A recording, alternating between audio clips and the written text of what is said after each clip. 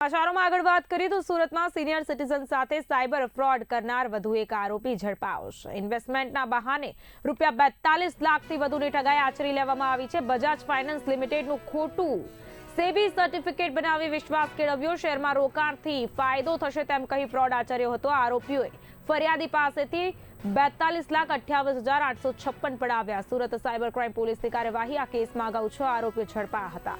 હવે વધુ એક આરોપી વિશાલ ઝાલાવાડિયાની પણ ધરપકડ કરી લેવામાં આવી। એક જે રિટાયર્ડ સરકારી કર્મચારી છે એમની સાથે છેતરપિંડી 6,05,000ની છેતરપિંડીનો મામલો દર્જ કરવામાં આવેલો હતો સાયબર ક્રાઇમ સેલમાં, જેમાં એમના 2 ક્રેડિટ કાર્ડ, એક્સિસ બેંક અને આઈસીઆઈસીઆઈ બેંકના જે 2 ક્રેડિટ કાર્ડ હતા એમનાથી ઘણી બધી ખરીદી એમની જાન બહાર કરવામાં આવી અને એ મુજબની એક ફરિયાદ અહીંયા નોંધવામાં આવી હતી। અને આગળ જ્યારે તપાસ કરવામાં આવી તો ખબર પડી કે જે ફરિયાદી છે એ કંઈક અનવેરીફાઈડ લિંકમાં ક્લિક કર્યું હતું અને એના કારણે એમનો ફોન હેક કરવામાં આવી ગયો હતું। અને જે ક્રિમિનલ છે એ લોકો છેલ્લા 1.5 મહિનાથી એમના ફોન ઉપર નજર રાખતા હતા। અને જ્યારે રિટાયર થઈ ગયો, એમના પેન્શનના પૈસા હતા 6 લાખ રૂપિયા એમના અકાઉન્ટમાં જે રીતે પૈસા આવ્યા તો તે રીતે જે આરોપીઓ છે એ લોકોએ ખરીદી કરવાનું શરૂ કર્યું।